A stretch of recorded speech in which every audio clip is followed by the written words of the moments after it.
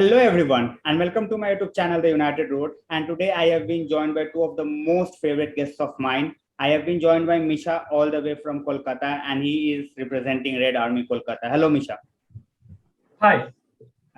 And the next guest, most of you must be knowing him because of his temper and all, but he is a very calm-hearted person with United is not playing. Welcome to the channel for the first time from Buddha Bhaiya. Hello Anshuman, hello Misha. Hi, Shobha. So, first of all, happy Durga Puja and very happy Dashera to all of you. Yeah, Puja greetings to everyone. Same to you and all the viewers of the channel. All right. So, starting with the video, first question, I'm directly getting to the point. Misha, I will be asking you about the centre back situation at Man United right now. We have both our centre backs gone for this game, our first choice. So, what do you think? What are your expectancies from Eric Bailey and Lindelof? Because they will be pairing up most probably. Okay, it's probably after 2 or 2.5 seasons that we are going to once again see the pairing of Eric Bailly and as well as Victor Lindelof. Now, Victor Lindelof has played throughout the last 2.5 years.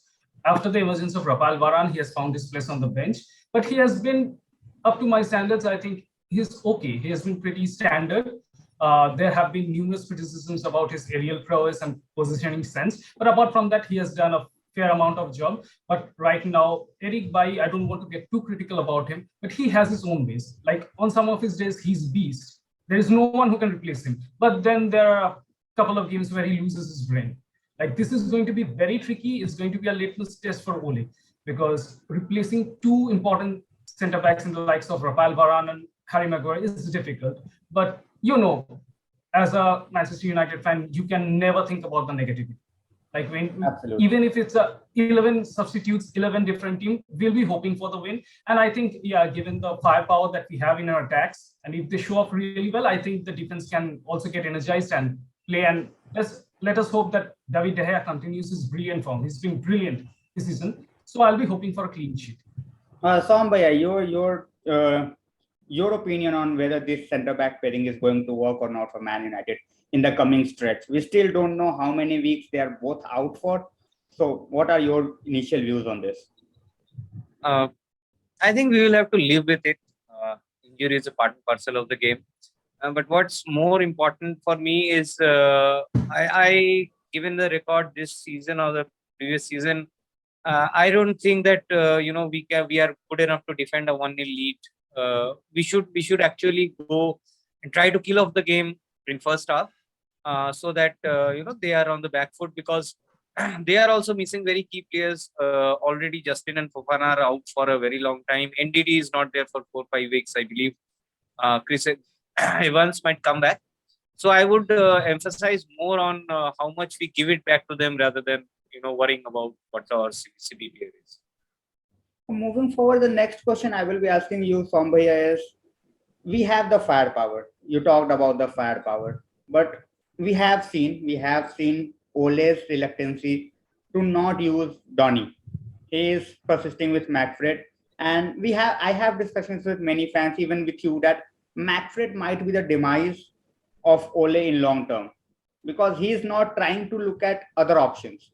So going into this game, like it's an away game, and as we see, we don't have our centre backs. Will you go with McFred, or you will just go with McTominay in the middle with Pogba and just go out full out attack? I think Brazil have a game with Uruguay at some time on Friday, early morning Friday. See, I don't think Fred will be back. Hopefully, he is not back for the Leicester game, so that we at least try something different. See, it's clearly not working. Looking at your defensive midfielder getting bounced off players or swimming on dry land, it's not a very good sign. So if it's not working, I don't understand the point of not trying. And Donny van de Beek he has previously shown he might not be a perfect defensive midfielder or a number 6 role, but neither is Fred. So there is no harm in trying, and probably we are now pushed into a corner. So that's something we have to try, and we will come to know whether it's working or not, or at least Give the boy a chance that he deserves so much. No, knowing Ole very well, knowing his antics very well, even if Fred is out, I don't think Donny is going to get a chance. I think he's going to slot in either McTominay or Matic, or he might play someone else like that. Like, I think whatever issue has happened with Donny van de Beek is very unfortunate. He has been almost shut out from the entire team. But knowing a player of his position, he can play as a number 6, he can play as a number 8, he can play even as a number 10. He's like that complete midfielder which you require. But unfortunately, Ole is unfortunate enough to, make him a central part of this team. As far as the forwarding power is concerned, I've heard a couple of reports that Rashford might be back. He might be back in the bench. I don't think it will be wise to, even give him much playing time. Especially. So Pogba is going to start in the left wing or the left mid half, which he's playing. So I possibly think the ideal scenario would be to start McTominay and Donny van de Beek. But knowing Ole and echoing Shonda's words again, like, I don't think he's going to get a chance even. No. Yeah, coming to that Donny van de Beek's point, Misha, he backed him, that he will be a part of the plan. He clearly backed him. He clearly blocked his move away. And now we are seeing that the cycle is repeating. It's not like he's not, you can judge a player after you give him a chance, right? If you are not playing him, you cannot judge whether he's doing enough or not. I have been a huge fan of Ole, of what he has done, but I have also criticized him where he has been, a bit negative or a bit sluggish. So I think in this case, I think the reluctancy to drop either of Fred or Pogba is costing Donny a chance. So I just want to know both of your views on this.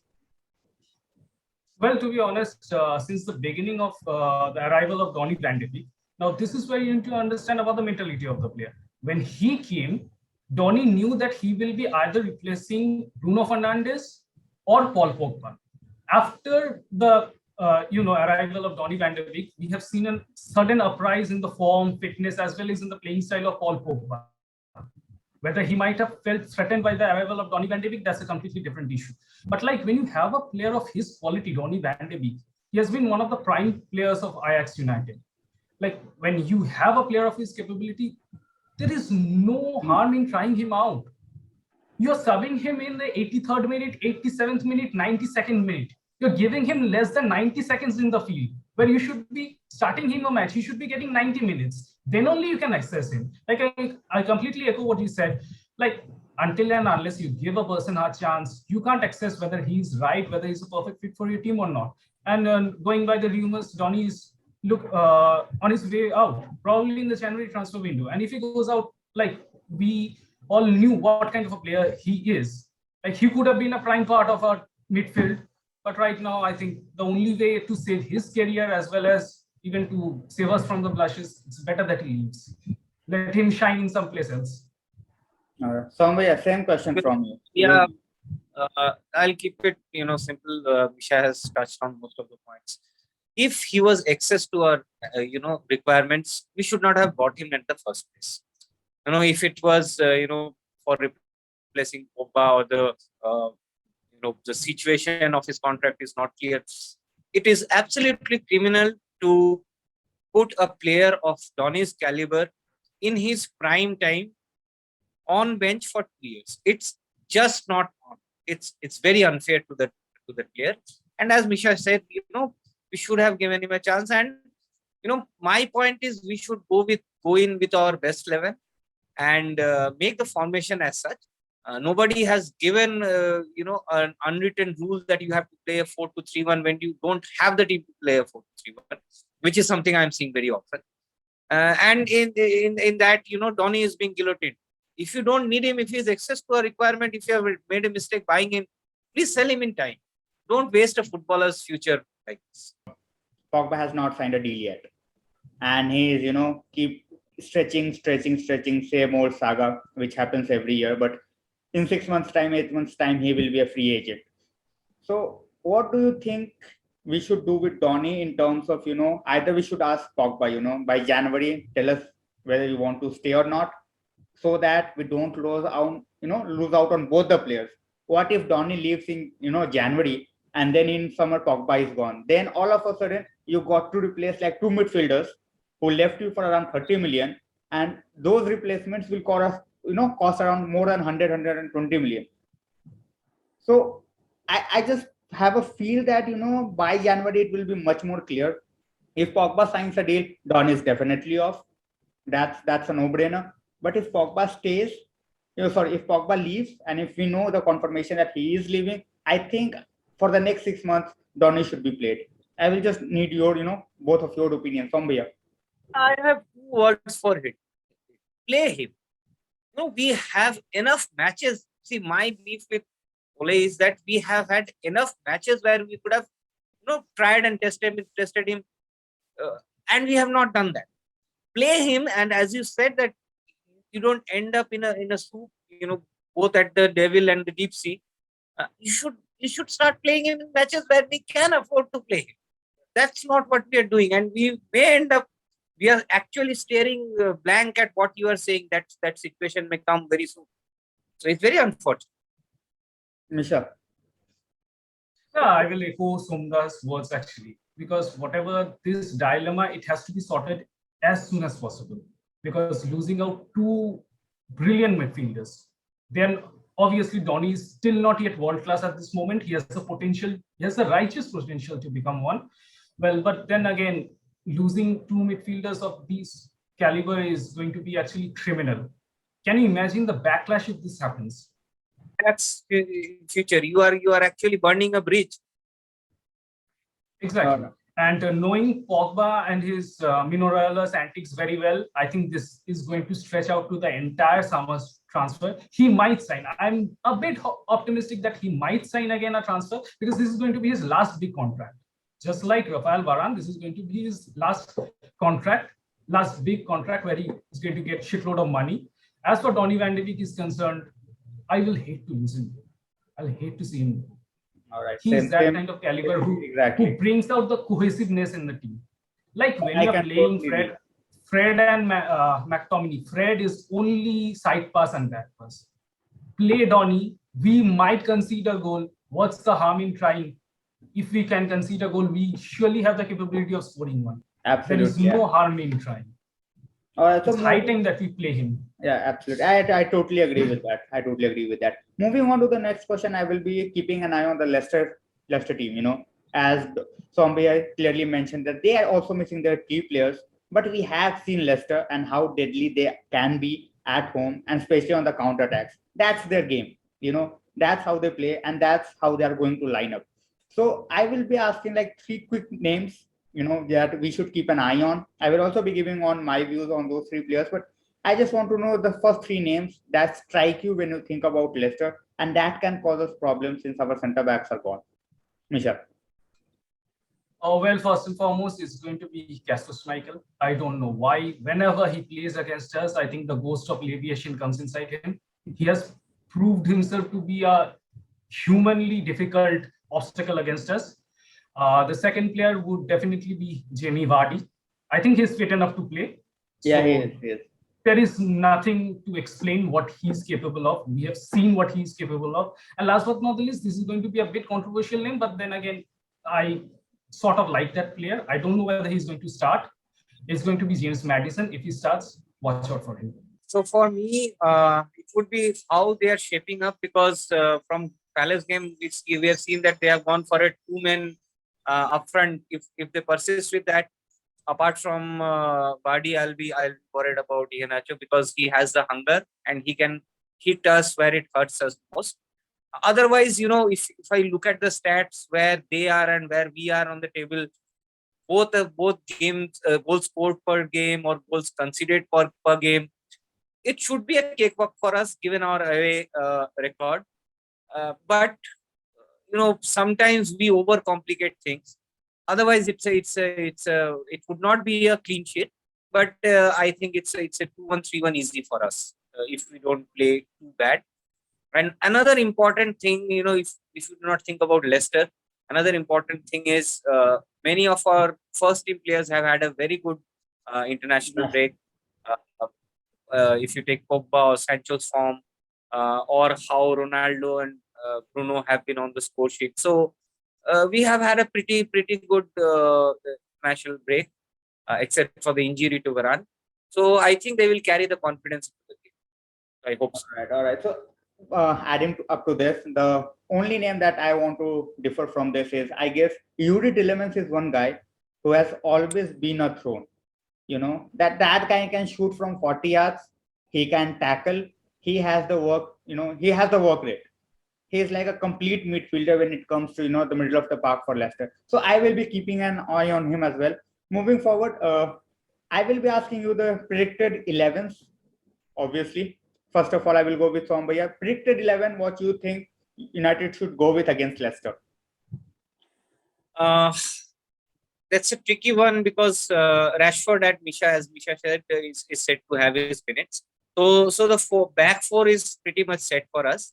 How we shape up, if I was given the chance, I would have played McTominay and Donny van de Beek, and I would have gone for, if Rashford is good enough to start, I would give him a start, and Rashford, Sancho, Bruno.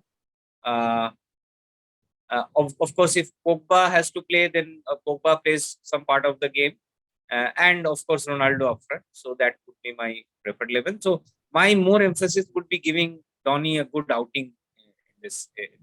All right, Misha, your predicted 11. Yeah, just a simple change. I think Rashford is just returned from a serious injury. I think even if he bags a couple of minutes under his belt, that's going to be enough. He might sub on after 80 minutes. So Pogba starts in the left wing, as well as the same team as Sumba said. All right, as you know, to be very honest, I'm a huge Donny fan. Sombaya knows that, and I have his jersey the first day he signed for us. So I am still a bit disappointed on how he's being treated. But looking at how United lines up, basically, I do see, you know, if Fred is not there, considering Fred is not there, I think the midfield will be McTominay and Pogba.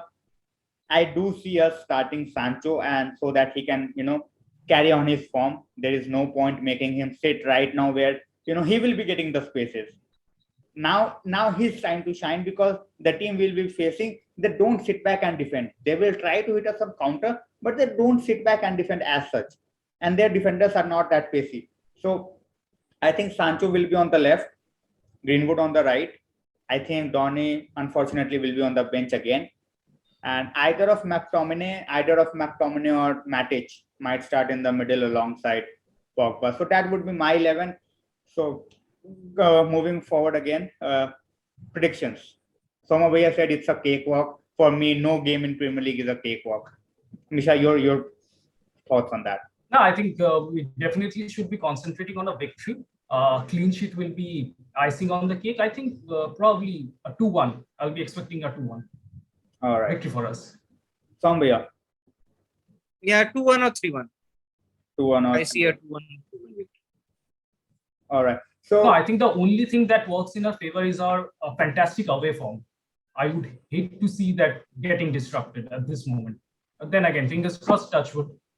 Let us see what happens. So thanks a lot, guys. As I said, I will keep the video short because of the festivities and all. You guys are busy as well. So thanks a lot for joining me today. And whoever is watching the video, guys, do drop a like and subscribe to the Red Army Kolkata page on Twitter as well as Instagram. I will be sharing both the pages links, the MUFC Delhi NCR page link as well as the Red Army Kolkata page link. And of course, you are watching it on United Road. So please drop a subscribe. Don't forget that. So thanks a lot, both of you, for joining for tonight. Yeah, it's been a pleasure. It's been a pleasure coming here and having such a wonderful time discussing about United. Hopefully we can catch up again after the puja and we can have, you know, a very, very live discussion, like along with the other fans, so that they can also come up, join and interact with us during a game or something like that. We can do that. Yeah, sure. Most definitely. All right.